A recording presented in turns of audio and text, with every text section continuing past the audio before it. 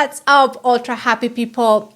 I'm your host, ultra runner and coach Tanya here today, and I am by myself, but I do have a very interesting episode for you all. I promise you a very interesting interviews, and this is one of them.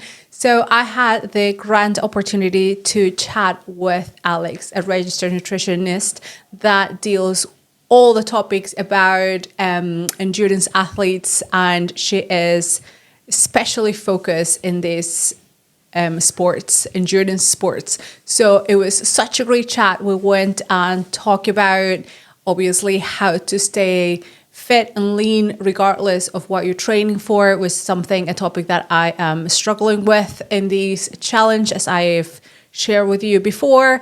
Also about hormonal issues for women in ultra running and endurance sports.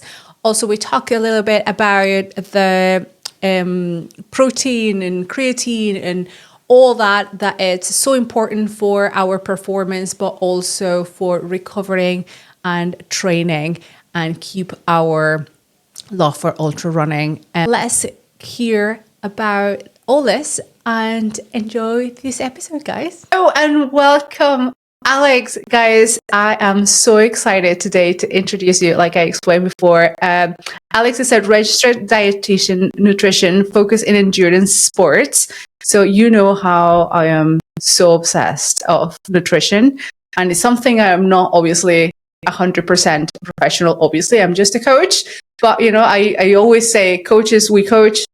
Nutrition is a different topic, and I always want to bring specialists and professionals in each different topics around the whole, sports. So welcome, Alex. Thank you so much for coming. I am so excited to pick your brains about all this madness that's happening in my life right now.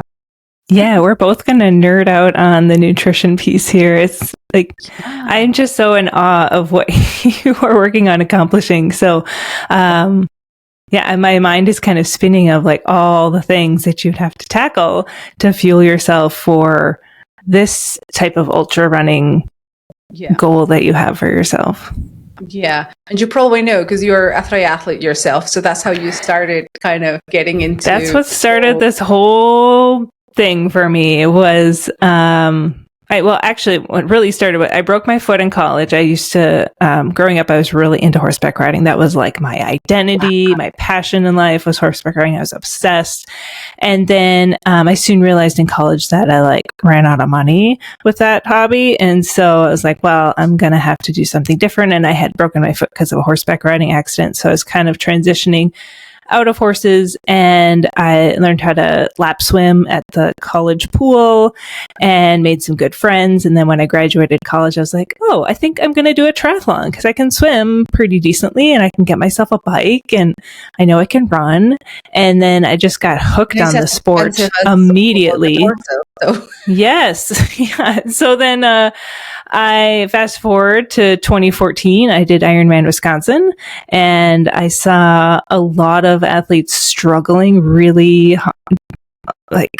There's so much struggle on the run because it's just brutal to be out there all day doing an event. And what we knew about endurance nutrition back then was nothing compared to what we know now. And so when I crossed that finish line, I was like, oh my gosh, if I didn't know what I was doing with my nutrition, I don't know if I would have even made it to the start line, much less the finish line. And so that was kind of that epiphany moment where I felt my calling in wanting to help endurance athletes, my people.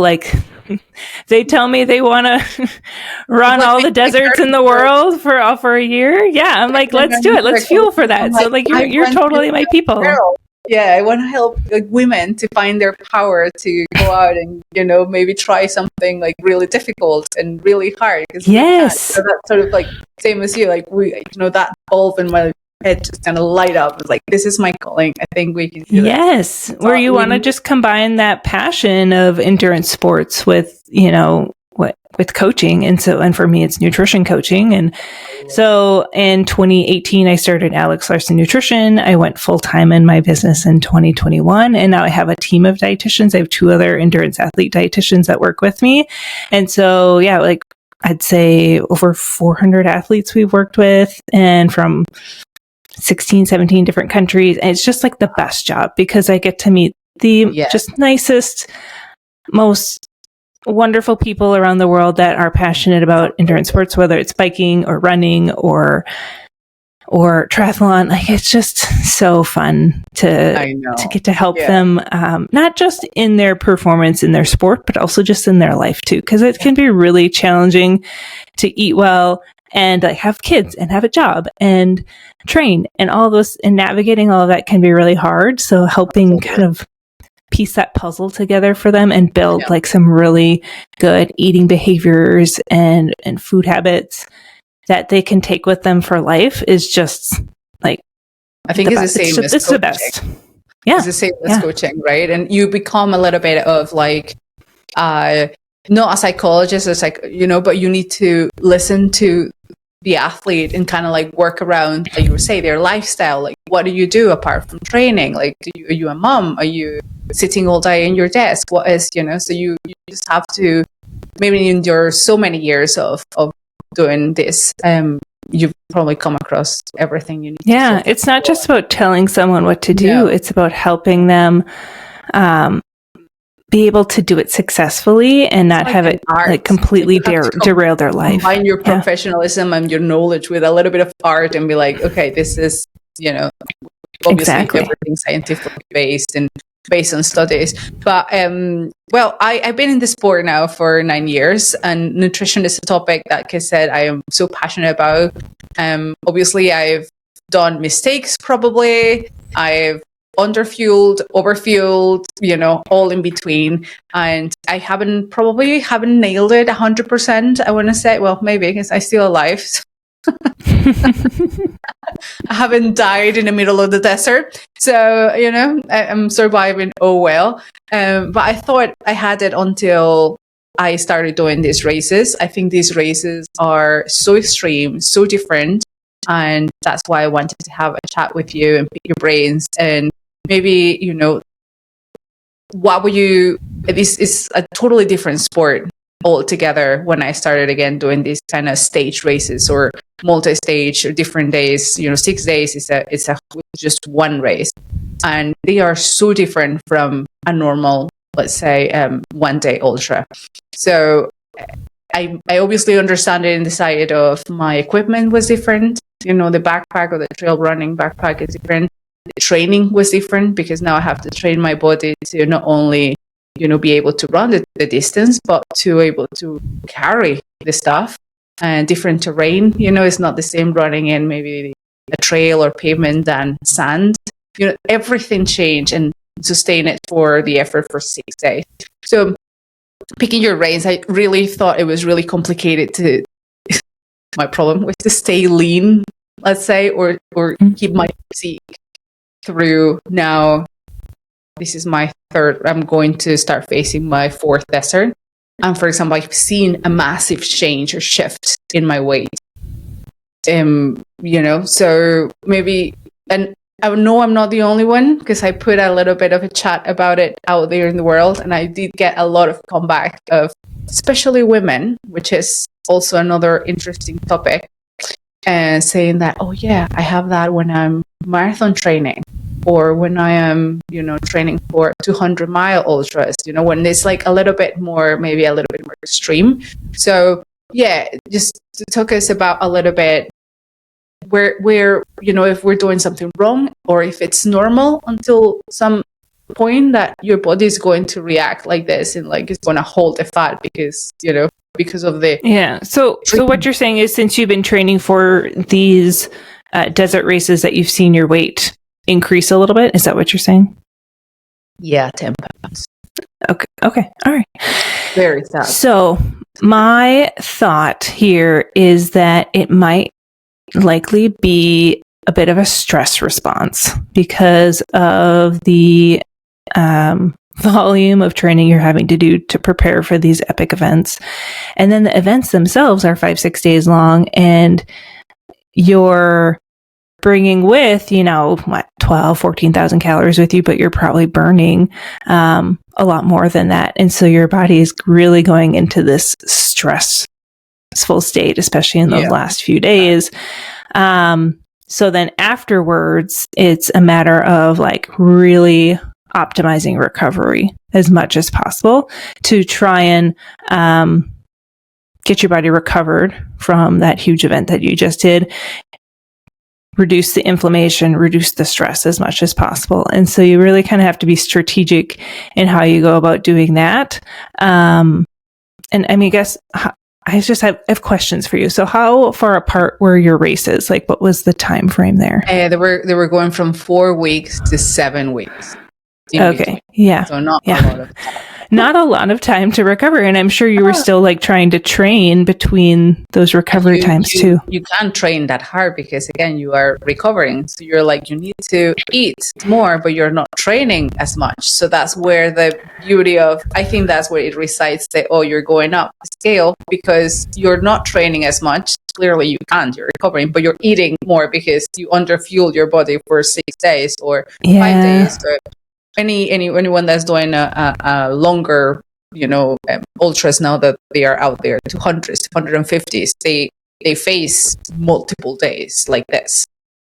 Yeah, so that kind of makes sense where you're trying to eat more to help yourself recover, but you're also not training as much. And so I think there's kind of that fine balance that honestly, for our athletes, we would have them do some journaling and we could kind of just make sure like we're in that optimal calorie range to support, and we're making sure macronutrient wise, we're getting plenty of protein to really help that muscle rebuild and repair. Cause you probably saw a lot of muscle breakdown during that race and we need to rebuild that as quickly as possible to get you ready for the next one.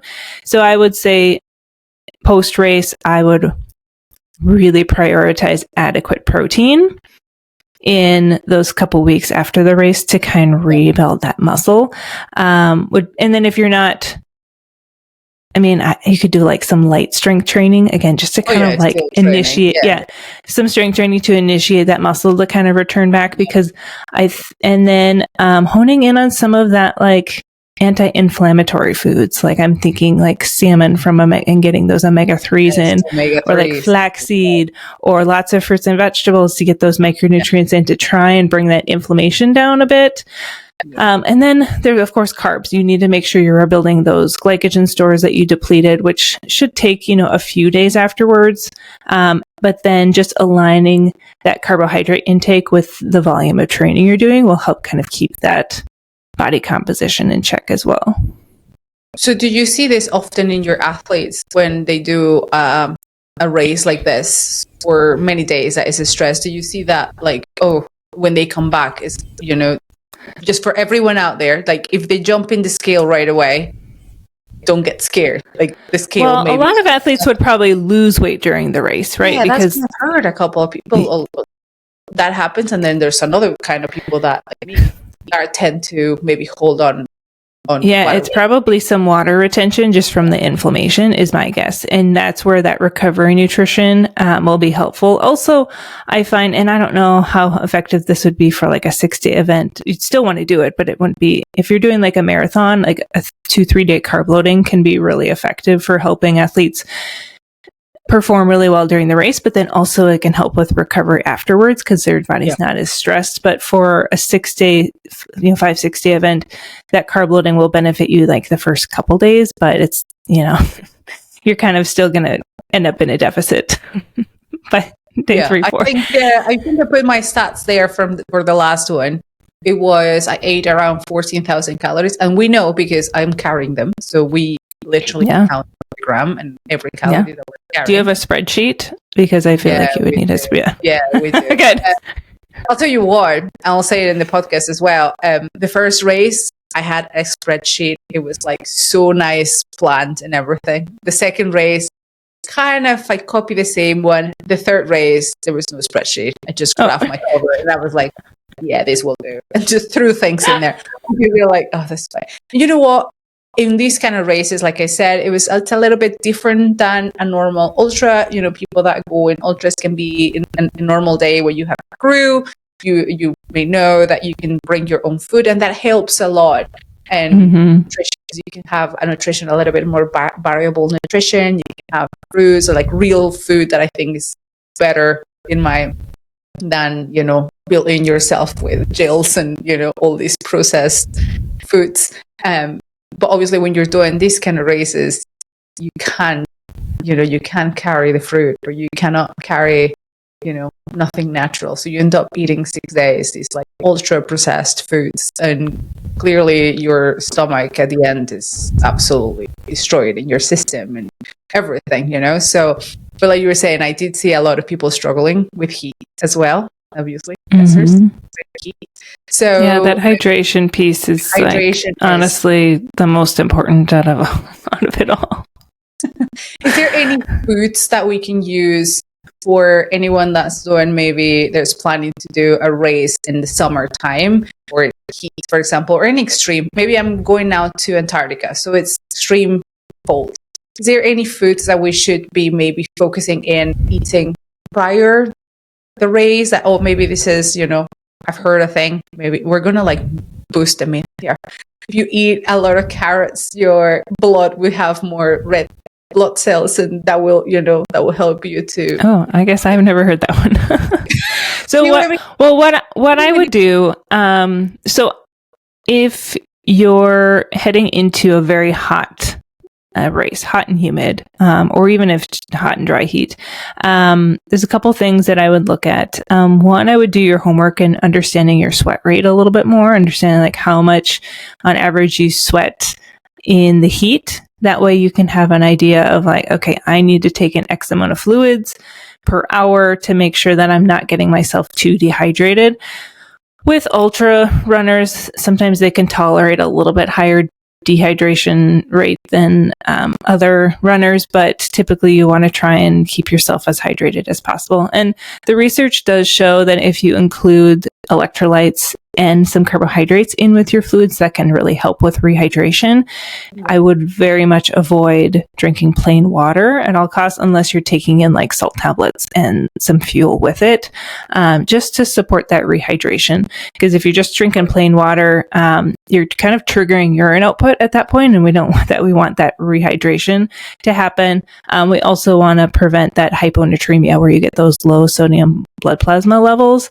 That can be really dangerous to experience that as well. So understanding your sweat rate, I think, is really important. If you know you're a salty sweater, you might want to make sure you're getting a little bit more salt than other people. That's probably where I would start, is just learning more about how your body uniquely responds to exercise in the heat so that you can put together a race plan that will help with that.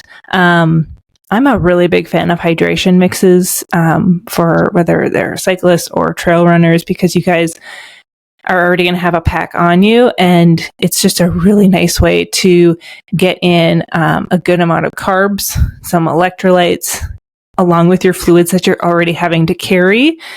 So for me, I really like ultra runners to use some sort of hydration mix. I think it's just a very effective tool for them.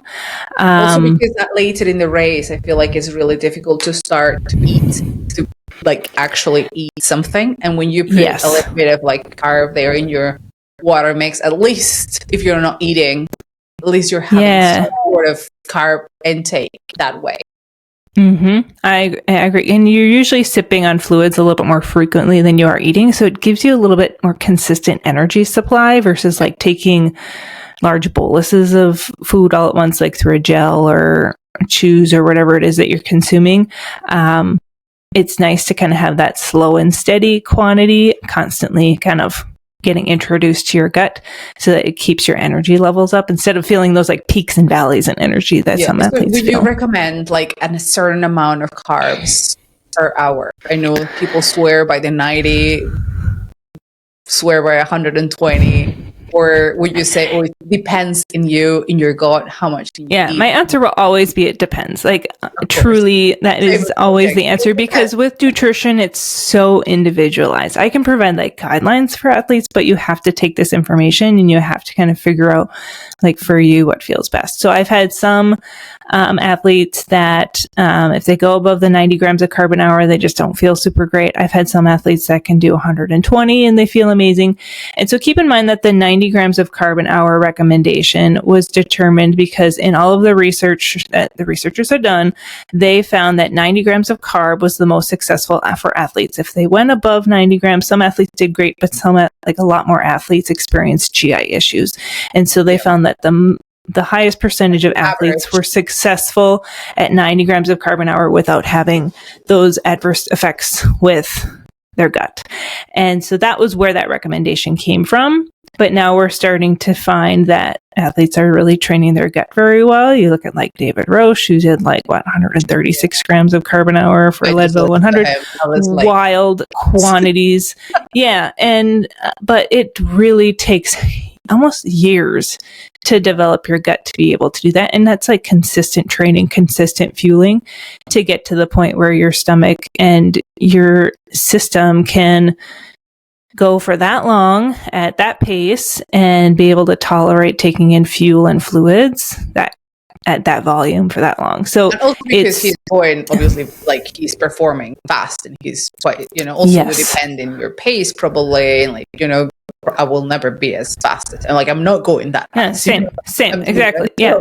But I mean, that's just an example because he's very popular right now, in the ultra running world, everyone's talking about it. And it's yes, he's doing that, but not everyone is going to be able to tolerate that. I think if athletes can at least get to 90, that's great. And sometimes you have to taper it. You can start out in your race at 90 or even a little above 90 and then kind of bring it down a little bit lower as the race goes on. And maybe your stomach's just not able to tolerate 90, but it can tolerate 70. And we can kind of hold yourself. So that's regardless of the along the way of the weather or that's the thing. With the heat, you're adding a whole nother element of potential GI distress because it's so stressful on the body and your body's trying to keep itself at a safe body temperature. And so blood flow often will get diverted away from the gut and will head to the muscles, head to the skin to try and cool itself. And so when that blood flow gets decreased around the gut transit will slow down. And so things are going to sit in your stomach for longer. And that jostling motion of running with large quantities in your stomach is when people start to feel really nauseous. They start, having I'm learning. This is yes. So that's one of the people a little starts throwing up. Yeah. Yeah. Yeah. Because they're continuing to stay on that fluid and fueling routine, but their stomach's getting fuller and fuller, and they're more I don't know if I can't take in anymore. And it's because they honestly have to slow down and get that heart rate down and get blood flow back to the gut so that the stomach will start emptying again. And so we see that a lot of times with athletes who maybe aren't acclimated to the heat, and then all of a sudden they'll have their race will just be unseasonably hot, and then they're trying to fuel and hydrate. And run. Yeah, exactly. Yep. To be honest, even people that live in hot countries, they were nothing can prepare you for 54 degrees. There is nothing you cannot for this. Yeah, I agreed. Yeah. So the name of the game is just trying to keep yourself cool and getting through that. And that's where those liquid carbs through your hydration can be really helpful because the liquid carbs get digested quite a bit faster than solid solid carbs, so they're a little more friendly. Yeah, and so you want to kind of have that balance there, and having more carbs in your fluids if you can. You're feeling a little bit nauseous. Everyone out there, so just slow down so your body can regenerate. Try and see if you can get yourself cooled down and get that body temp down so blood flow can come back to the gut is my recommendation. Sometimes when you're in the desert and like I said, it's as hot as it is, there's no way to really cool down, so you kind of just have to I don't know. I don't want to say suffer through, but I would focus more on the hydration and the liquid carbs and try and sip it slowly so you're not overwhelming your stomach, and hopefully you can just get things to continue moving. The doctors were giving us a little bit of sickness pills just to avoid us throwing up. Because once you start throwing up, you're starting from square one, trying to rehydrate and refuel. Yeah. The races, they were these particular organization, they are very, very careful on That's amazing.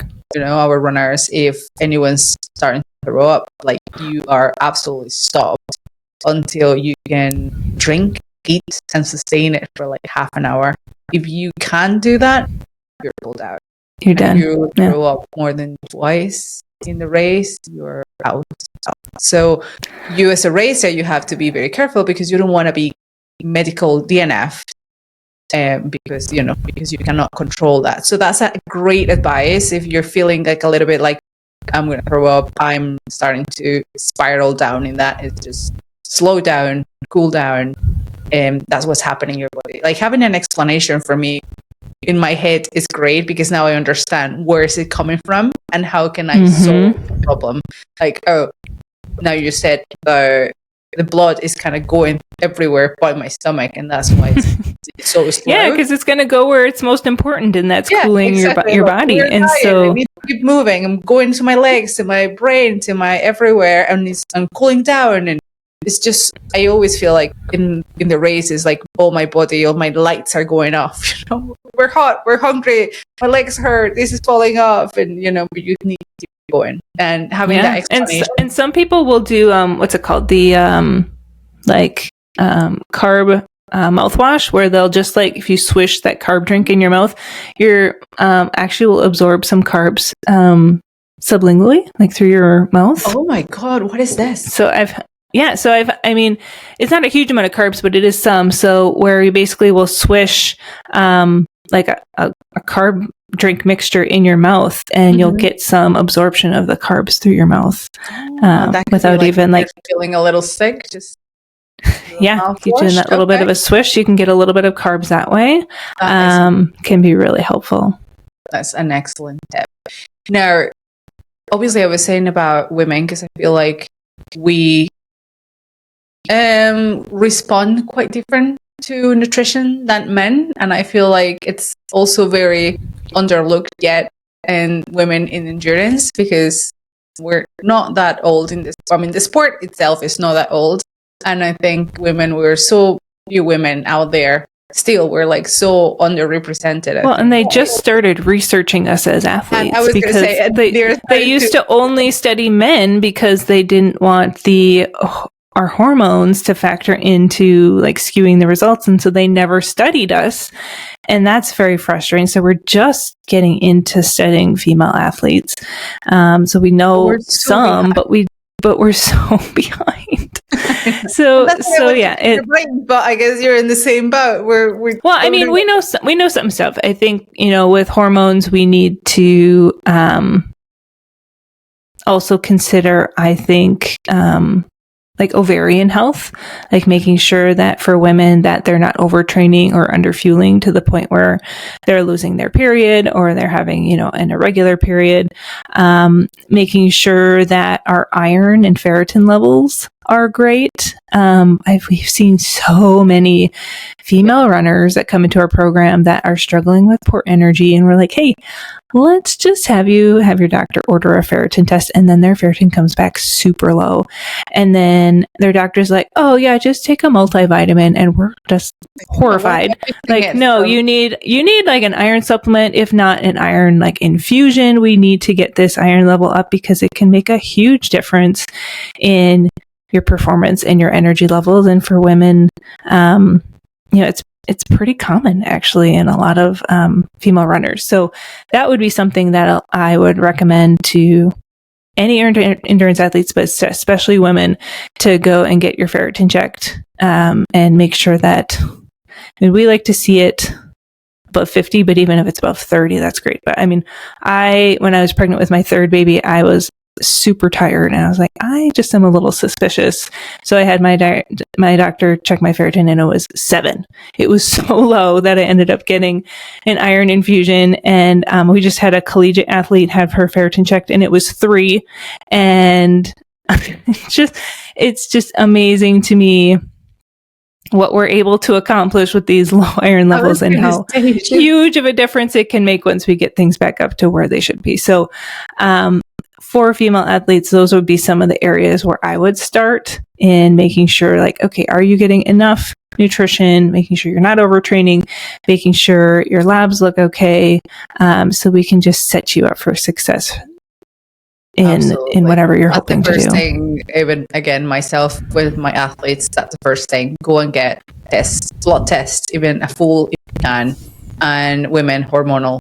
I was able to feel a little bit of that unbalance. That's why it was my asking and why I did a little bit of research, which I couldn't find a lot, and that's why it came that, and I started researching why there's not a lot, and came to this realization.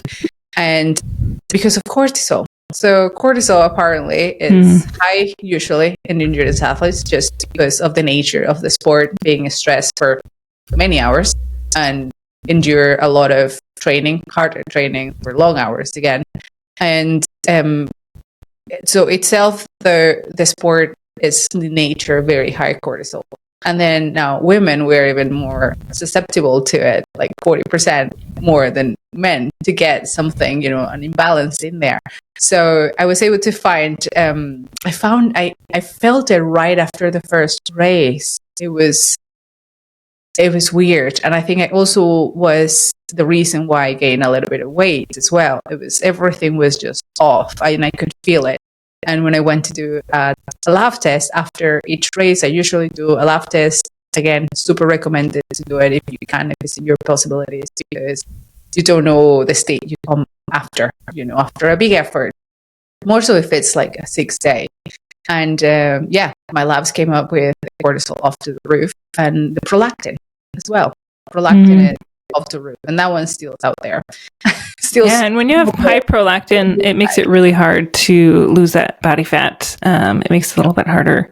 A lot of women, like in that postpartum phase, will have higher prolactin levels because of just breastfeeding. And so when some women have struggle losing the baby weight when they're breastfeeding, because you hear like, oh, you should be able to like lose the weight, should melt off from all the calories you're burning through lactation.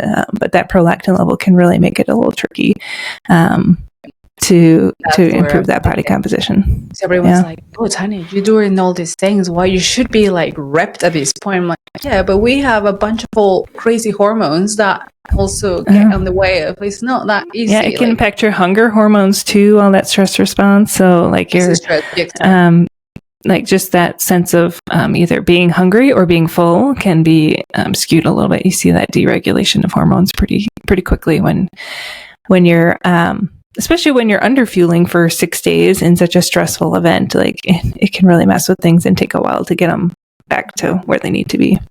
Yeah, it took around 3 to 4 weeks to my levels to go back to decent normal. And then you had another race. That's what I said. It was 7 weeks, and then you were like, again. So, my body is absolutely breaking. So it's not only muscular, and obviously your organs as well. But I wanted to put out there and, and get your professional advice hormonally. Is there any foods that you could maybe advise women and that will help us to control a little bit cortisol and or prolactin even, or all those kind of imbalances? Yeah, I wouldn't say there's necessarily specific foods other than, I did mention, that adequate protein intake can be really helpful. I'm going to stick by that message for sure. The fruits and vegetables and like micronutrient rich foods like plant-based foods will be really great for lowering that inflammation, lowering that stress response. And I would say cortisol is in with that stress response. Hydration is very important to really like flush out all of that stuff after your race, that lactate buildup in there, helping flush through that. And then just making sure that you're eating enough. I wouldn't say they have to eat ginormous, huge quantities, like eating all day long, I don't want people to think that way, but making sure that they're having like a breakfast, lunch, snacks, dinner, and having balance in that, looking for where's my protein in my meal? Where do I have some carbs? Do I have some fruits and veggies?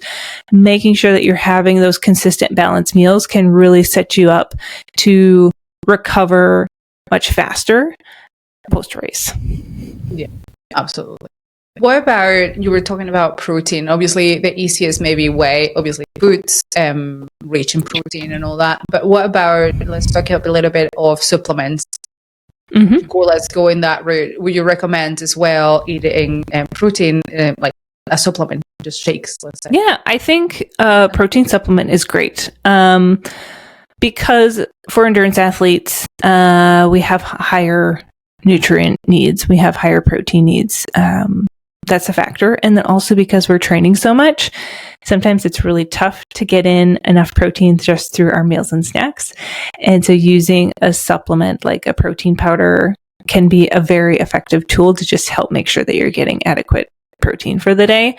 I do a protein shake every day myself. I think it's just a really easy way. And the protein shake that I make is like a scoop of Thorne whey protein isolate powder, a cup of Fairlife chocolate milk, which is like higher protein milk that you can find here in the States. And then I blend it with ice, and it tastes like a, if you're from the States, like a Wendy's chocolate frosty. It's like a really amazing chocolate like milkshake. Your we treat for. Yeah, it tastes just like a dessert, but I'm like, this is 33 grams of protein, like score. And it feels like I'm having this like indulgent dessert. So there's ways that you can really like check all the boxes for yourself and helping get enough protein, support that recovery. And that protein powder can be such a convenient way of just, I don't think you should rely on it entirely for your protein needs, but it's a supplement. It's what it is. It's to help supplement the protein that you're also getting through your diet itself. Perfect. What about other supplements? Let's talk about creatine. Good. I was hoping you were going to say creatine. Yeah, I'm a creatine fan. Protein and creatine, that's the only two I take. Omegas. Same.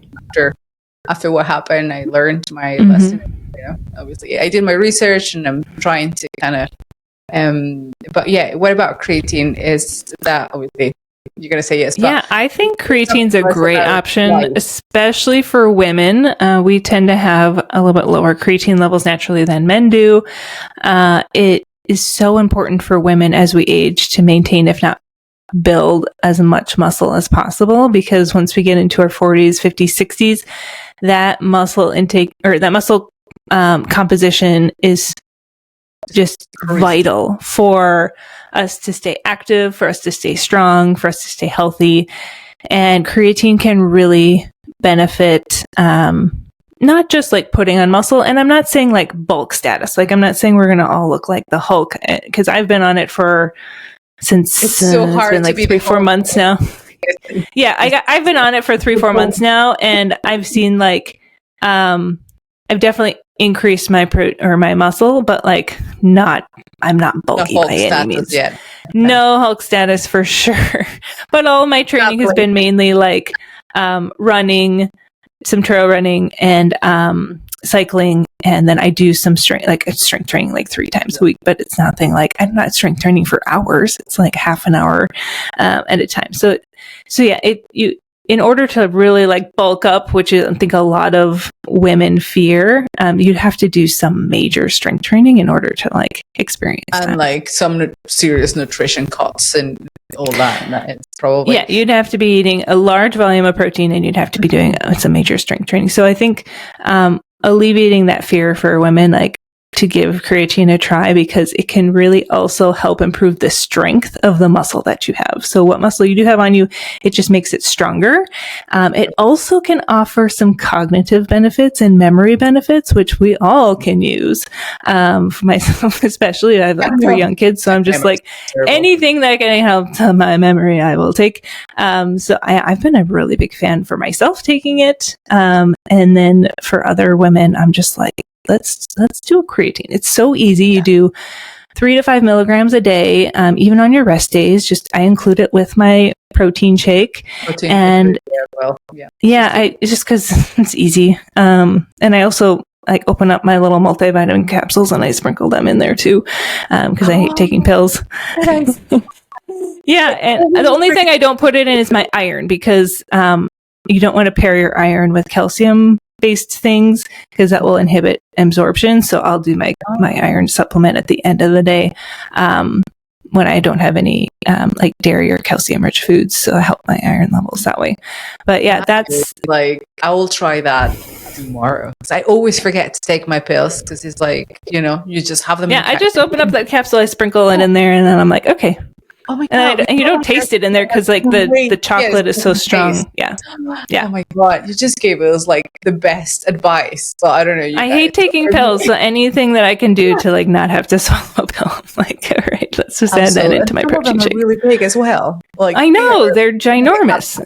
I feel like I always need to make sure I have someone around me in case they need to give me the Heimlich. Yeah, I'm like, yeah. For people, please make them a little bit more friendly, please, because this is not helping. Because as a coach, I was going to say, that as well. I always tell them about strength training. I know you're coming here because I am a coach, an ultra running coach, but I'm going to put you into the weight room.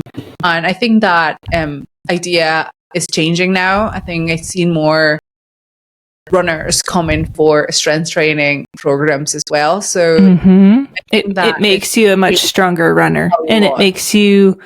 I find it can help prevent some injuries too, like some injuries just naturally from strain. Yeah, it's life. You need to be strong for life. Like even if you don't run or you don't want to do anything, you just need to be strong just to live. So life is the biggest endurance sport you're going to be in. So you need to be ready for anything that comes your way. So yeah, definitely get into your strength training. But yeah, same. I'm a big advocate for strength training. More so, I don't want to say again, but for women because we are just genetically. I think we're just not in the habit, like at a young age, to incorporate strength training. Like a lot of. Like I think I look at the teenagers in high school and they're all like the boys are all in the weight room, strength training for whatever sports. And like for women, it just wasn't really normalized for us, in the 90s and the early 2000s. So yeah, I feel like it's changing. I think like it's changing slowly, but yes, it's getting there. And again, even in the ultra running world, I think when I started running 10 years ago, it was all about volume. Like you need to make, crazy miles and you need to put in our 100-mile weeks if you're running 100 miles, there was like that sort of train of thought. And now that has changed drastically. The sport itself is new. And so we're learning and we're discovering so many things and with nutrition as well alongside with it. Yeah, I feel like when we pair lower mileage with some strength training and then really optimal nutrition, you can almost get more out of that than you can really high mileage training. Absolutely. I am 100% advocate of that. And that's how I lived my I've been 9 years, like I said, 10 years running, ultra running, and I haven't had any injuries. I live a really happy, balanced life. I try to be balanced. I've always I started more in the weight room because I said I want to be an ultra runner, but I don't want to run because I don't like running. Everyone knows now, but I don't like to run. So that was the only thing that I said to my coach back then. I said I want to do an ultra race because I think it looks epic and it looks amazing. The adventure of that day or that whole, it just looks super cool. But I hate running, so we need to do that with this amount of effort in running wise. So I think that's when, thank God, I went into the hands of a really good coach, and he was able to make it happen. And he introduced me into strength training. That was 10 years ago, and everyone was like looking at me like, "Why are you not running as much? Why are you in the weight room so much?" And that made me such a strong athlete now that. Look, I turned around and I'm like, I'm so thankful that I had that so good of a base that now I'm able to endure. Well, have you grown to love running now though? No. Oh, okay. I will say I've grown to love running. I started out in triathlon hating running, even though I was like, well, I swam, I bike, and then I get in the running, but Now I feel like I've grown to really love it, but it's more of a social thing for me. Like I have some really good mom runner friends that, like, to me, it's like my me time, my therapy time with them to go running. So I was just messaging them this morning, like, oh, yep, Saturday we're going to go for a long, like at least an hour trail run to just get in the woods.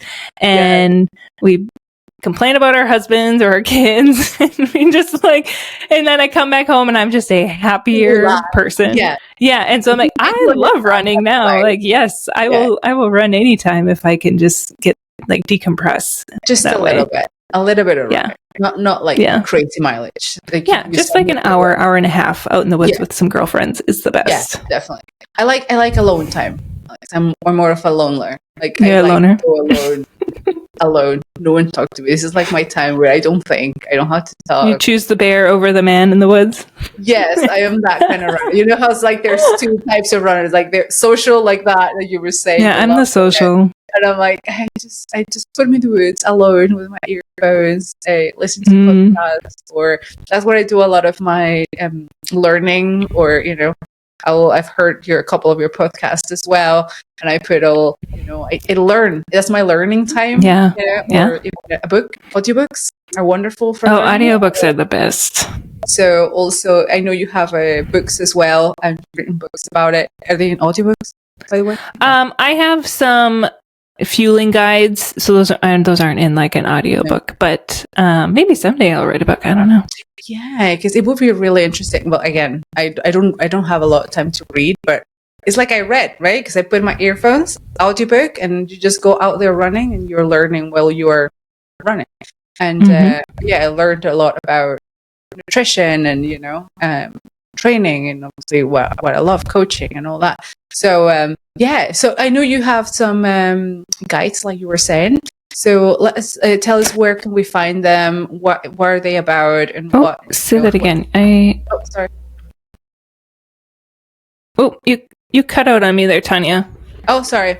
I was saying that I know you have some guides. I was like browsing over them, and just tell us, what are those? Where can we find them? And what are, like, which ones do you have, and what?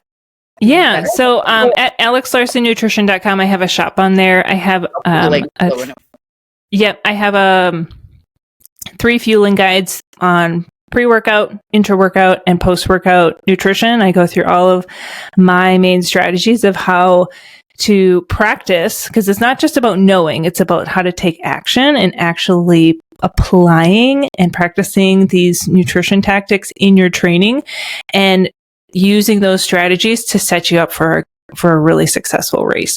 I say that all the time with my one-on-one athletes, in any of my like social media posts. I'm like, it's not just about knowing the information. You have to actually use it. And for a lot of people, they're always just trying to absorb information, listen to podcasts, reading. And I'm like, stop looking for more information to find the answer to your problems, because the answer is probably you just aren't actually putting in the work to see like the result of that.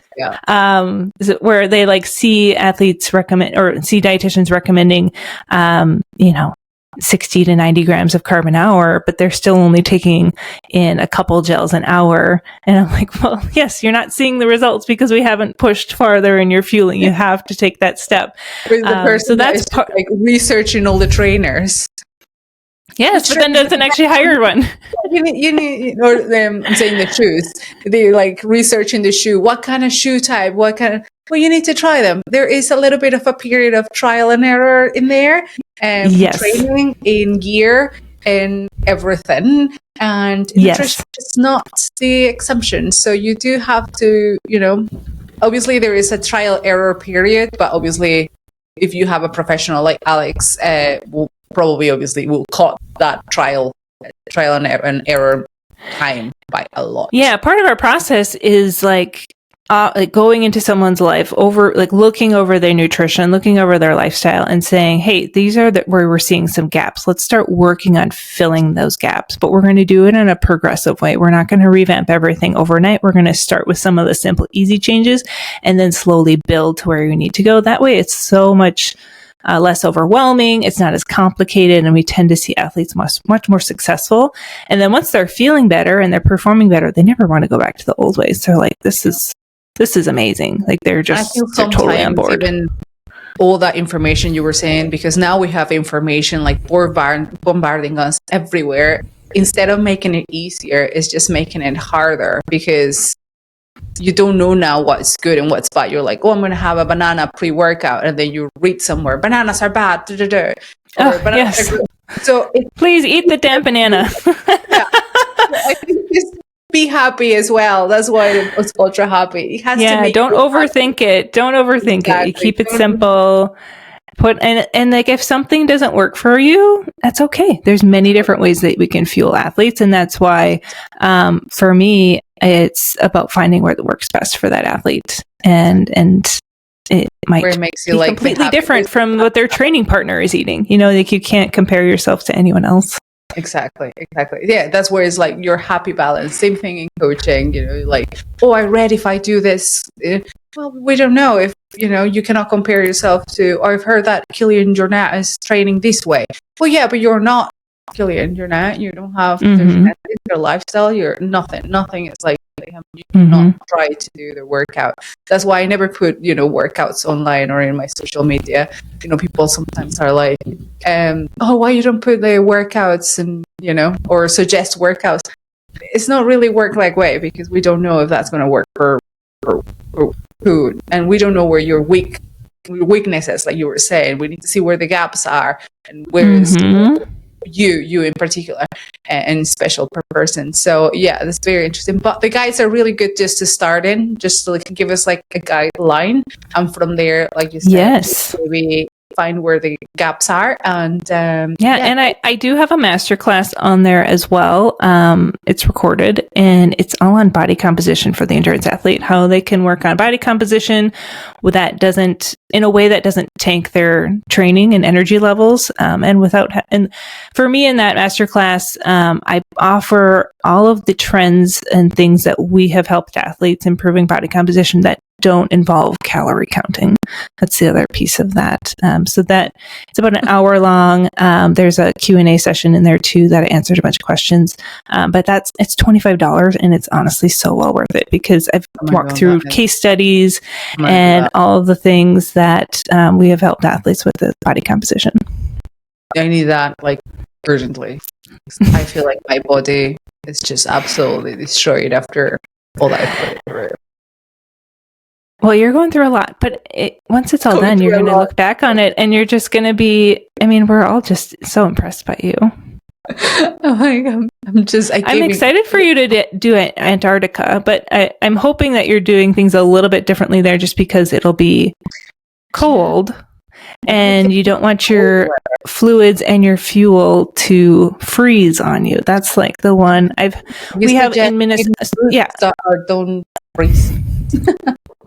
Yeah, I live in Minnesota, and we have a race up in International Falls called the Arrowhead 135, and it's in the dead of winter here in Minnesota. It's very cold, and so I had one athlete that did that race, and so it took us a while to figure out how he was going to keep his fluids from freezing. He carried a lot of thermoses on him, and then would refill his pack that he kept underneath his coat. And he found that cereal was really easy for him to eat. Yeah, it was without freezing, and so he didn't break a tooth on his food that he was trying to eat. Maple syrup will have a lower freezing point, so that can be something that a lot of athletes that cross country ski, or if they were running in the cold, they can use some maple syrup as well. Hey, I need something that's really high calorie that doesn't freeze. Like solve the riddle. And he's like, "What about whiskey?" I'm like, we don't want you wandering off the course here to Antarctica. But that was a good try, though. That was a good try. Yeah. Talk about raising cortisol levels and stress levels. But that's okay. So yeah, cereals, that's a good call. And maple syrup. We have a WhatsApp group with all the people who went to Antarctica with me, all the racers, and there's some crazy chat, people putting things in the freezer just to see what Yeah, that's a great way to test it. We will be like trying to, put our findings and researches what greases and why not. There's also really like Twinkies, like things that are bready, but like really high processed foods. Horrible. Like, don't eat this. Well, if you like them, but things that you wouldn't eat in a normal day, but they were super high. They are so highly processed that they don't freeze. I'm like, why is this not freezing? And they're like, because probably it's like so just there's nothing natural in there. It just stays like that. So that was interesting finding. But yeah, okay, that's interesting. It could be a whole like a social media series of like, will this freeze? The ultra running fuel series of let's test this out. I know we're testing everything. We'll let you know. Or let me know what other ones, because we're running out of things. Like we tried gels that those ones freeze. Yeah, they freeze so quickly. Clearly, so yeah, we're running out of ideas. Yeah, cereal was the one that this ultra runner that I worked with, he used like the high sugar, the high calorie cereal like was processed. Usually, it wouldn't freeze. Yeah. Yeah, that was what you found. And that didn't freeze. But nuts are not allowed in Antarctica. So sadly, that one we had to scrape it up. I did not know that. Yeah, it was very sad because we were like, oh, we found something that didn't freeze and is really good, nuts. And we've got the list of things that we cannot take. And we cannot take nuts. So that's... Did they say why? It's a very protected area, Antarctica, so there's a lot of things that we cannot bring. Obviously, rubbish or anything that is wrapped. So we need to unwrap everything. So that's another tricky thing, that you cannot bring anything wrapped. So whatever you bring has to be open and doesn't freeze. So it's even getting harder and harder every time. So yeah, it's just the regulations of place. So wow. I'm not sure. But, well, maybe someday you'll come and do the Arrowhead 135 up in northern Minnesota. 2 years of rest after this. So yeah, you deserve it. You need lots of rest. Very tired. We're like halfway through, but we're surviving, and I learned so much from our chat today. Like, I learned so much. I think you guys have like really good recommendations from Alex, and a couple of why this happened and how to combat that heat strokes. Now that I'm living in Dubai, obviously we have to deal with heat quite often, and even in winter right now, it's still pretty hot. We went to a race this last weekend, and it was a 12-hour loop up a mountain and down, and it was brutal, super hot. So it's great for here as well, or people that live in hot places that are, it's just good to know how to just slow down. It's just like the explanation made it so much like it makes sense, and if you know why, it's easier to understand it and fix it.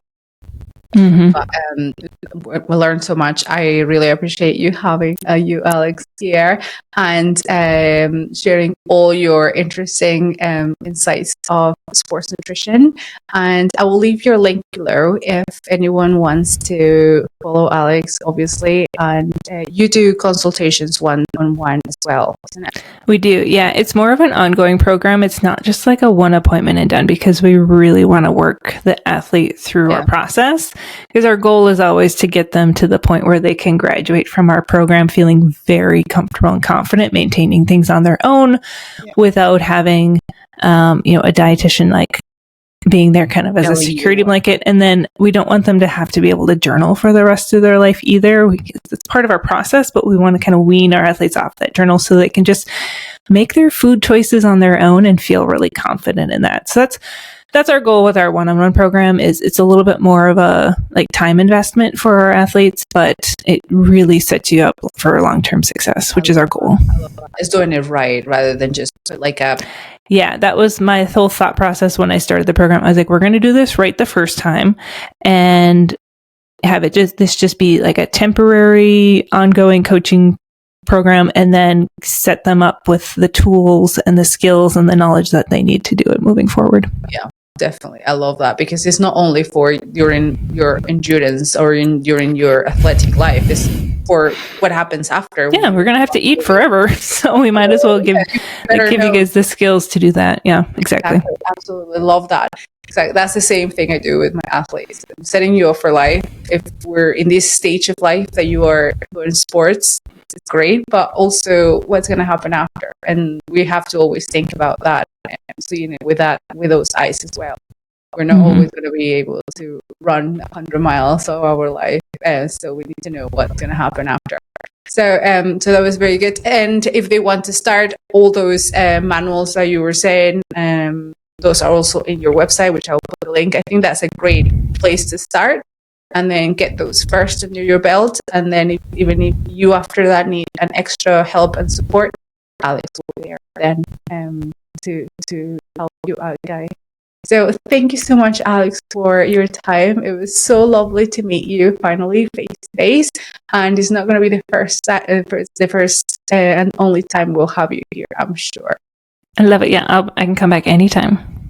Thank you so much, Alex. Have a wonderful day, and remember, guys, to keep doing whatever makes you ultra happy.